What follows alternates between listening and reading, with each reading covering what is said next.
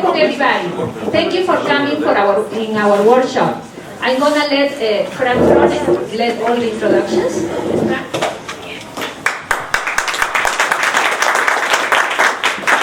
Hello everyone. Such a good thing to see so many people here. My name is Frank Fronek, and I'd like to welcome everyone to the Growth Mindset Workshop, sponsored by the Honors Student Planning and Student Life. The ongoing Growth Mindset campaign is about moving forward by believing and challenging yourself. After all, we're all challenging ourselves by attending college. Is that right? And congratulations. Does anybody know what a fixed mindset is? Fixed mindset. There's two mindsets, according to Dr. Carol S. Dweck from Stanford University. One is a fixed mindset. A fixed mindset is basically where you believe you're born with a certain amount of qualities, a certain level of intelligence, and you're stuck with that. So if you have a hard math test coming up, you kind of look at it and say, oh, I'm not that smart. A growth mindset is where you're born with could be the same abilities. However, you believe that with a little bit of work, a little bit of application, you can slowly get smarter and smarter and smarter and more talented. Does that make sense? Anybody here in a growth mindset? You're in college, you're all in a growth mindset. You're all trying to get smarter, right? So we're all in a growth mindset. So look at the person next to you, shake their hand, and say congratulations on being in a growth mindset. And introduce yourself. I'd like to read a quote from Professor Carol S. Dweck, Professor of Psychology at Stanford University. In a fixed mindset, students believe that their basic abilities, their intelligence, their talents are just fixed traits. They have a certain amount and that's that. And then their goal becomes to look smart all the time and never look dumb. In a growth mindset, students understand that their talents and abilities can be developed through effort, good teaching, and persistence. They don't necessarily think everyone's the same or anyone can be an Einstein, but they believe everyone can get smarter if they work at it. I'm pretty sure everyone here has one goal in common, and that's to get smarter. So, thank you. And I'm going to introduce our first speaker. Her name is Laura Newman, as the Area Director for Business. Okay. First, I'd like to acknowledge some people in the audience. Our campus president is here, Dr. Avis Proctor. If you can stand up, Dr. Proctor. The Dean of Student Affairs is here. His name is Dean Evans. And the Dean of the Academic Success Center, right? Academic Success Center, Dr. Nasir is here.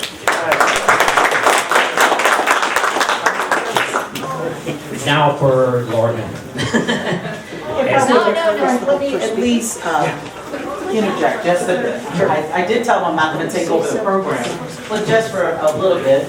I'm so proud to see that the Honor Student Committee is taking this on as a part of their planning. I met with the student club, student organization presidents a few weeks ago, and I talked to them about our campus theme about the growth mindset that Dr. Carol Dweck from Stanford has really put out there as a finding that if we learn about how we think about our challenges in life, from the fixed mindset versus the growth mindset, and once we do a little self-reflection and see how we approach challenges, we actually can use the growth mindset and become better at whatever it is that we're pursuing.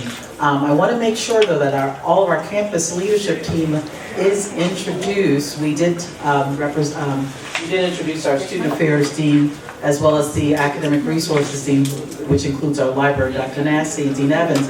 But we have Dr. Keating here, our Academic Dean. If we would...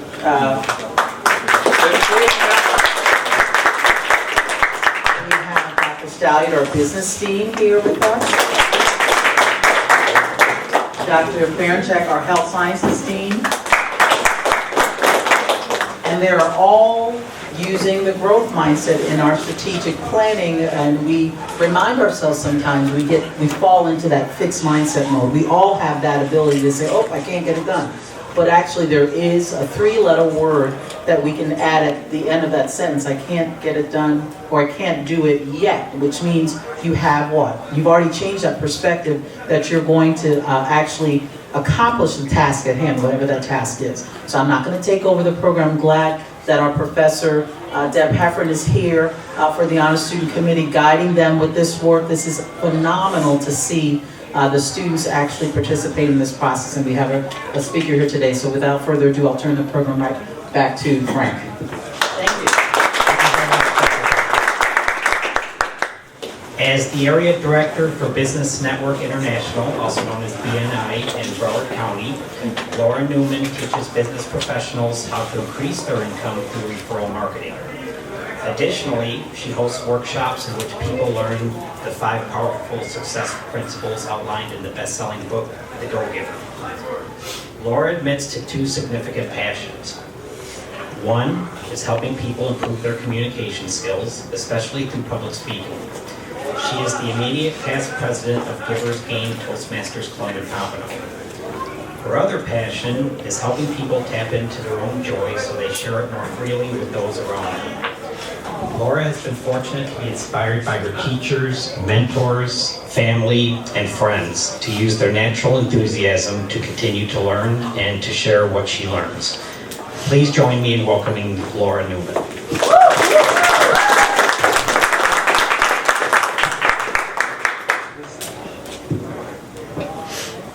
Good afternoon, ladies and gentlemen, doctors, students. Hello, I see some people I already know. Thank you for having me back here at Broward College. I spoke last Wednesday to the folks sitting in the back on the left there, to the leadership team here at Broward, several of the folks that are here, and that's where I met Patricia, and she asked me to speak today to the honor students, so I'm honored to be here. I've never been in a room with so many doctors, so I'm not really sure what we're supposed to do. Is there any code reds around? I don't know, called blues. No, my family has many academics and in my family, so I certainly respect and appreciate the fact that you all are here today in support of these honor students. My favorite quote: people will forget what you say, people will forget what you do. People will never forget how you make them feel. Does anyone know who that quote is by? No, not you all, because you were in the thing last week. Maya Angelou. Maya Angelou was the poet laureate for the United States for several years. She gave the opening poem at Bill Clinton's first inauguration. She died recently, but if you've never heard of her or read any of her works, you might want to check it out. She's an amazing writer. She's a person who inspired me. One of the things that you're learning is public speaking, of course. My passion, as Frank mentioned in my introduction, is helping people learn to communicate better so that you can tell your story. Our stories are very, very important as a culture, as individuals, and you as a community, you get to tell your story as students. You're going to hear today from 2 young women who have very inspiring stories, incredibly inspiring stories. And one of the things that I will challenge you to do today is to think about how what you do, about what is in your life right now, what you have accomplished, how can you learn to talk about that and communicate that so that you inspire the people in your life? So I'd really like you to think about that. You could be the people sitting up here next year and inspiring the rest of the people in this room. I see people kind of smiling and thinking, yeah, I bet I do have an inspiring story somewhere in there. I know all of the 6 deans that are sitting here, and deans and doctors, they all have inspiring stories. You all already have inspiring stories. You just need to think about what they are and think about how you're going to communicate them to the rest of the world. We all want to hear your stories, not your drama, not, oh my gosh, I got up this morning and it was cold, it was 40 degrees and it's, still cold out there and raining. No, that's drama. That's not what I'm talking about. I'm talking about stories. What is it about you that you want people to know so that, like Maya Angelou is now dead. She died 6 months ago, but people still talk about her. People still read her stories. You're writing your story now. You want to think about those things that are going to make your story compelling and interesting and live big. So I have a suggestion that in order to articulate your bigger story that you're all in the process of writing, I would suggest that you pick up a book by a gentleman called Napoleon Hill. It's called Think and Grow Rich. It was written almost a century ago, back in 1937, ancient history. But in that book, Napoleon Hill was asked by the then most influential and richest man in the world, a guy called Andrew Carnegie, you've probably heard of that name before, to interview all of his friends, all of Andrew Carnegie's really wealthy friends. And at that time, wealth, he was talking about material wealth. But in the course of writing the book, Napoleon Hill realized it's not just about material wealth. What is it about you that contributes to society in terms of your personal wealth, your character, your contributions, your education? How are you going to share that? That's all part of your wealth. So in this book, Napoleon Hill talks about the 13 characteristics that wealthy people share. And the first one is desire, and then there's faith. There's auto-suggestion. It's the idea of what you're saying to yourself, and telling yourself repeatedly becomes how you are living your life. There's specialized knowledge, imagination, organized planning. Decision is one of them. There's one called the power of the mastermind. It's the people that you're with. How are they influencing how you're thinking, how you're writing your story? Another one is persistence. Another one is called sexual transmutation. That's the idea that creative energy, the creative energy that literally creates life, is in all of us. And how do we channel that every single day when we get up so that we influence other people in a positive way? And then the last three are the subconscious, the power of the subconscious. What you think about, what you read, what you look at on television is all being absorbed into your subconscious. So you need to be aware of what you're putting in there. It's like programming a computer. What are you putting in there that's that hard drive that's running in the background all the time? And then the other two are your brain itself. What are you doing to improve your brain? And then the last one is what's called like the gut, the sixth sense. What is that gut reaction? When something occurs, how do you react to it? So today, I just wanted to talk briefly about the four that have really affected my life and that I've studied a little bit more than the other ones. The first one is desire. Without desire, you're not going to probably get what you want in life. So part of that is figuring out, what do you desire? What is it that you really, really, really want? And in my opinion, the younger you can figure that out, the better off you're going to be. I mean, obviously you're in college right now, so you're getting this opportunity to explore all kinds of different things, what that you desire and what you want. Figure that out so that you can share that with other people and create this amazing life. And think bigger, think really, really big in your desire. Don't keep those blinders on, don't stay limited, just think really, really super big. The corollary to the desire is all of us have desires as well. So when you can figure out how to help me get what my desire is, then you are going to get what you desire. There's a quote by a gentleman who was a motivational speaker called Zig Ziglar. And Zig's quote is, "When I help enough people in life get what they want, I will get what I want." So keep that in mind. You get to go first. You get to be the one to help other people get what they want. And the result will be that you will get what you want. The second one that I focus on is decision.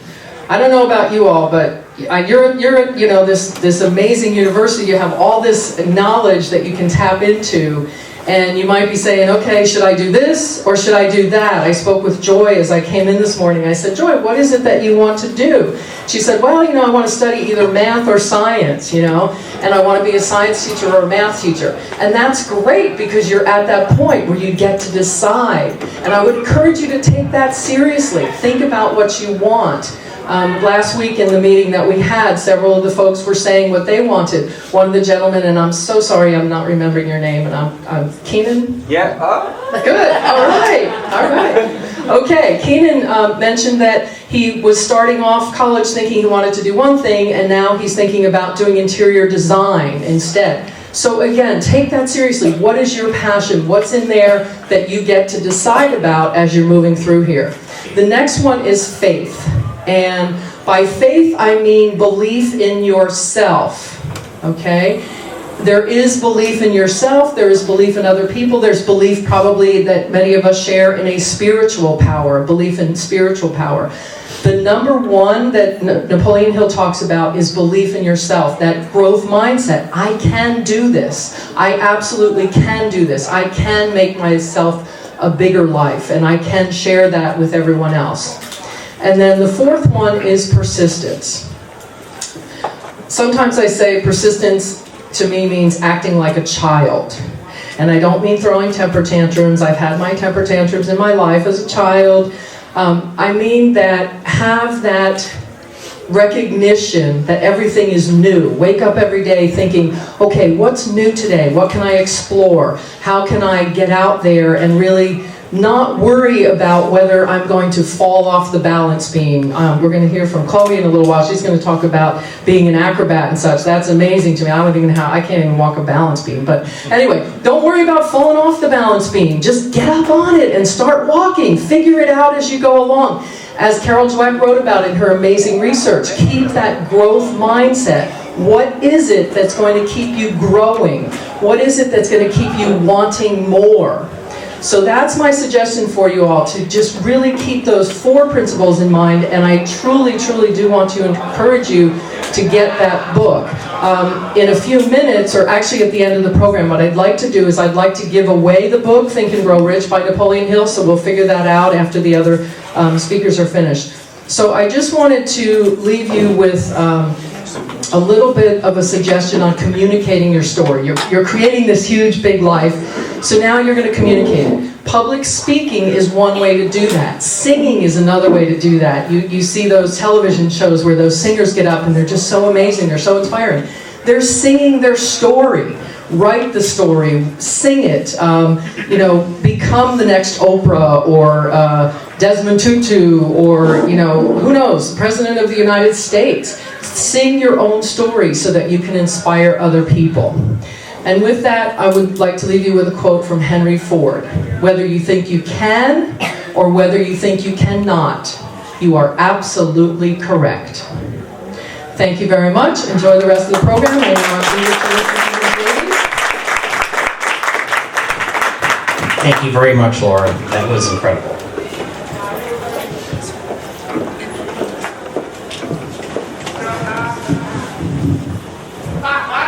I would like to request Dr. Avis Proctor to issue a certificate of appreciation to Ms. Laura Newman.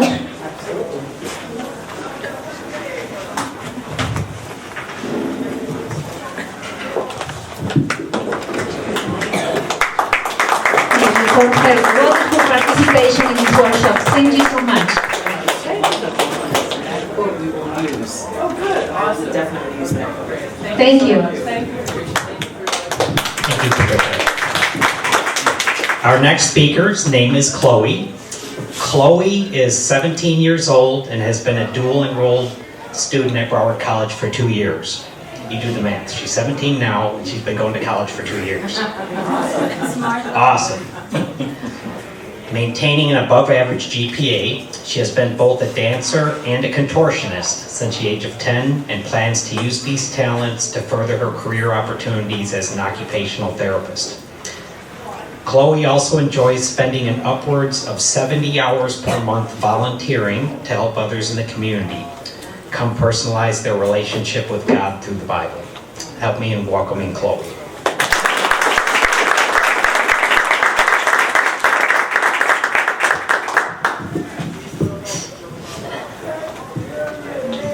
One of the most important questions that I've ever asked myself is, what is true success? By observing others and listening to first-hand accounts, I've come to understand that the love of materialistic gain is something far worse than failure. It should be categorized as, well, false success. For lasting happiness is not derived from these. In agreement, career counselor Tom Denham explains, simply measuring success in monetary terms is shallow and will leave you empty in the long term. There's a scripture that I appreciate. It's found at Matthew 16, verse 26, where it summarizes this belief, posing the question, what good will it do a man if he gains the whole world but loses his life?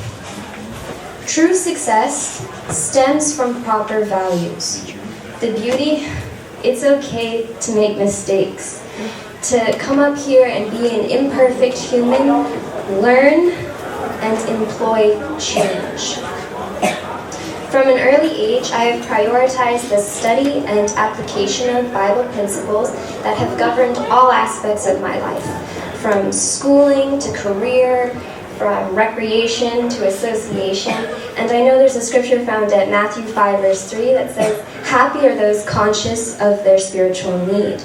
My studies themselves have helped me to decide where my time is best spent and with whom. Since I engage in many secular activities, I have to take the time to organize a schedule, and I put each of them in their rightful place. All of the things that I have excelled at take both time and effort to plan and fulfill. For me, this is just off of the top of my head from what Laura had brought out. School is not about getting the best grades. School is about cultivating the desire to learn. It was mentioned that I'm a dancer and a contortionist, but dance is not beating the competition and being the very best out there.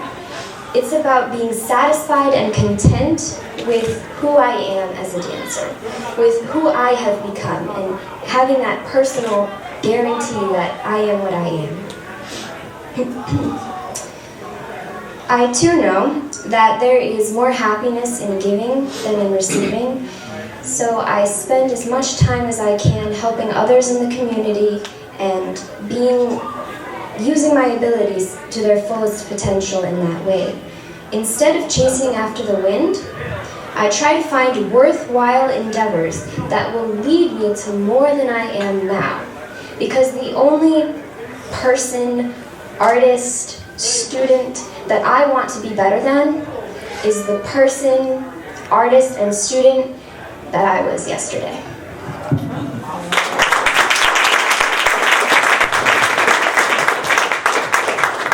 I would like to ask the audience, do you want to ask her something about some of the activities she performed? Yes. What kind of dances do you do?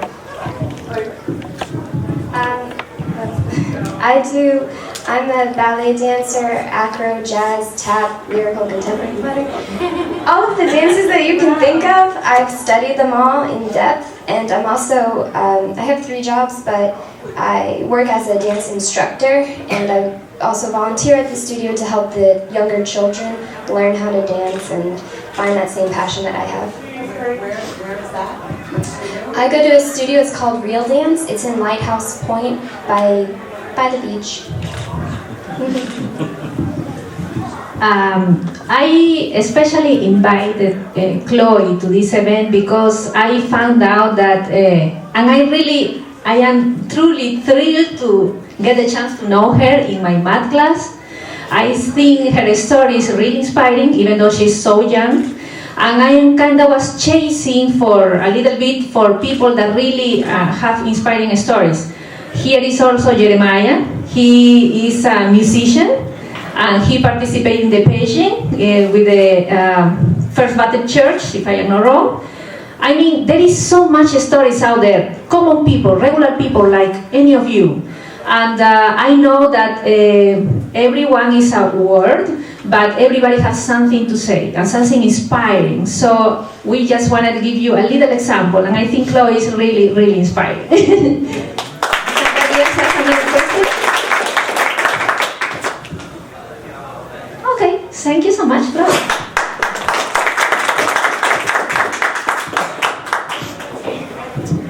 Next, I'd like to ask Dean Evans to come up and present us a certificate of appreciation for Chloe. He didn't know I was going to do this.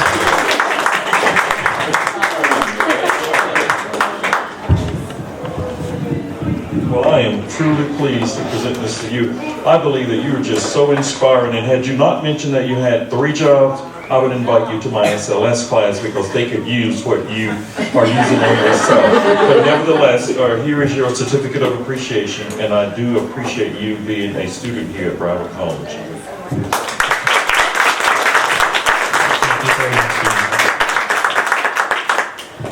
Our next speaker, her name is Doris, and Doris has some more interesting challenges than most of us. Doris is 21 years old. She's been attending Broward College for a year now. She's in the Honors Institute, so she keeps a good grade point average. She's also in the English Honors Society. So just those 2 things alone deserve a good congratulations. Everybody help me welcome Doris.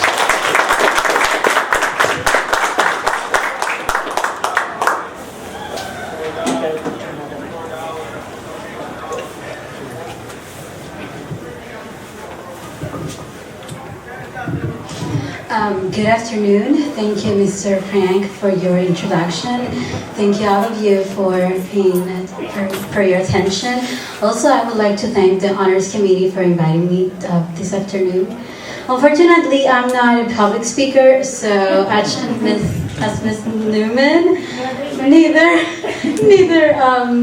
Chloe, and I am here but I really would like to tell you my story, not to adulate myself, just to tell you some things that I have experienced, some things that probably you have and you are taking it for granted because you always have had it. I am 21 years old. I was born in Dominican Republic. It's a little country in the Caribbean area next to Puerto Rico and Cuba. My native language is Spanish, so if I mispronounce something, if I misconjugate a verb, please forgive me. I was born with iris coloboma, which is a malformation in the iris. The iris is supposed to be a circle, but mine is in fragments. So, since I was born, I had some visual problems. I was able to see colors and was able to see letters in a bigger size, but when I was 15 years old, I became completely blind. That was in Dominican Republic, and after that happened, because Dominican Republic is a country, I cannot say undeveloped. I can say that it is not prepared for someone who's blind or have any kind of disability. So my parents encouraged me to look for other opportunities. Following the book that Miss Laura mentioned by Napoleon Hill, and we came to the United States when I was 18 years old. After completing my first year in college in the Dominican Republic of Linguistics, I am able to speak 4 languages, 3 of them completely. I'm a little bit nervous, so 3 of them completely fluent. I love languages, but doing linguistics in the Dominican Republic, it was quite impossible for me to have an independent life there. So we came to the United States, and in that process, I had to restate myself again and look for goals. As Ms. Newman said, there is no way to go without goals, because if you don't have any goals, you already have arrived. And we are not completed selves. We're always in development. So my first challenge, then I decided to restart college in another country with another culture, with other values and traditions. So I came to Broward College looking for a home, for a place to develop, for a place to be someone important. And thanks to Broward College, I have found it, what I was looking for. I also would like to thank Broward College and all its teams and all its departments for their support. Especially disability service. If you know someone who has any kind of disability, I encourage you to go there because they provide enough support for someone who has any disability to become a little bit better and to have a great successful in class. As a Broward College student, I have faced 3 important challenges. I found my biggest enemy, I found my biggest obstacle, and I found my biggest, how can I say that, discouragement. My first enemy was I. My biggest obstacle was I. And my biggest discouragement was I. So I was, well, I'll still am, because sometimes I really doubt of my belief of my capacities. And it is normal. If one day you think it is impossible to do something, don't feel bad. It is impossible if you believe. I was my biggest enemy because after coming to another country and after joining Broward College, I discovered that you cannot imagine how many times I have been lost in campus. And here in campus, because, well, this is one of the smallest campuses of Broward College, if I'm not mistaken. And you cannot imagine how many times I have arrived late to class just because I was lost. And of course, I cannot tell to anybody. So I had to determine myself to solve this issue. And sometimes I was my biggest enemy, and I said my biggest enemy because sometimes I truly tell you that I didn't want to come to class. Because I said, oh my God, I want not to go to class anymore because I'll get lost again. And well, I didn't even think about asking my parents to, one of them leaves his or her job to help me to move around college. It's unfair. And we're in the United States. Come on, guys, it is almost impossible to ask your parents, oh, Daddy, don't work because I need your help. So I determined to find a way, and doing research, I found an organization which is July House of Broward for the Blind. They help people to become more independent who are blind or visually impaired. And in their program, I found that they have orientation and mobility instruction. So, ta-da! No problem at all. I found someone who came 3 times a week to help me how to move around college. And I cannot say that even today I don't get lost. I do. But at least I found some landmarks that help me to find my way again. So no problem at all then. But here's what comes my biggest discouragement. And was after I was able to move freely, then I had to do my math and sciences classes. Ha!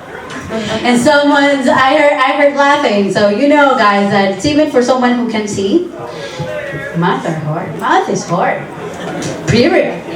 And my biggest discouragement, and I say because sometimes after doing equations and doing algebra, I think, oh no, I quit. I will do this class because no, there is no way. I don't know what I'll do, but I won't take any math courses. And I really tell you that I postponed it as much as I could. When I sat down with my advisor and she said, okay, Doris, you have 21 credits without any math. You cannot keep going. And I had to take math classes, and it was a biggest discouragement because when I sat down on my first day of class, and I was so nervous that I couldn't add 2 plus 2. It was so difficult. Then I'm looking for research because when I had some problems, I said there is only one way to overcome this, and it is just by determination. So I looking for research. I found the Division of Blind Services, which is the Department of Education. Has special programs for some people that have special. Well, I cannot say special because I'm not special. I'm not different either. Someone who's blind. Period. And they helped me finding ways to, like talking calculators, special paper for graphing, and also disability service here help me with tutoring. So my biggest discouragement disappeared when I became determined to find a way to do my math. And I think one of my classmates is here, my math classmates is here, and she's one of my biggest, she's one of the best classmates I have ever had. And she has helped me a lot, and if the class finishes now, I would finish this class with a 97.5. Awesome. Well, I think this applause is for my professor. I'll tell her that you applaud her. And my biggest, okay, wait, my biggest discouragement, and, oh, I was so nervous. Okay, and my biggest concern was about being social. I'm not like very social. And that was a concern because a team cannot be successful. Nobody can be successful without a team, without many people who support he or she. It's like what Abraham Lincoln says, if you are successful, you have lots of parents. If you are a failure, you are totally orphaned.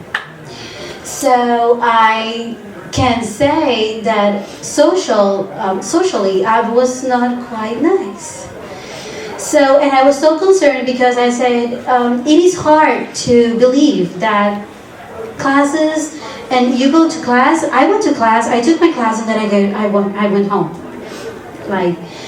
And it was so bad because when it was one of my birthdays, I had nobody to invite to my birthday party. And that helped me to analyze myself. And I said, okay, this is not good. This is not correct, that there is something wrong. So, looking for help, because if someone knows his or her limits and where he or she is failing, it's the first step to overcoming this. So, looking for help, I went to the Broward Leadership Program, and I took their program taking their course, which was a year, 9 months and 3 months of internship, doing leadership activities. And I can say that today I have 3 volunteer jobs, 2 jobs, and my classes. So now I just go out of this room and I find many people that say, hi Doris, how are you Doris? Do you need any help? Are you good? Are you bad? Do you have hungry? Everything. And I really appreciate all those people that come to me and say, hi Doris, how are you? How do you feel today? Nice to see you. Even though it is just 5 minutes, well, even less, it really makes a difference. So that was my 3 biggest challenges as a Broward College student. And I don't want to finish my intervention today without saying there is no obstacle too big. There is no enemy too strong. There is no concern too overwhelming that without a strong determination and a strong decision to overcome it, cannot be solved. Really, really thank you.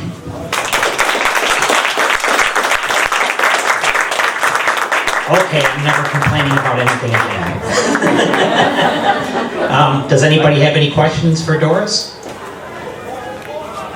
That was definitely incredibly inspiring. What are the languages that you can speak? Spanish. Oh my God, this microphone makes me feel so nervous. Spanish is my native language, English, Portuguese, and I'm intermediate 3 in French. Thank you, Doris. And I would like to invite Dr. Keating to present a certificate of appreciation for Doris.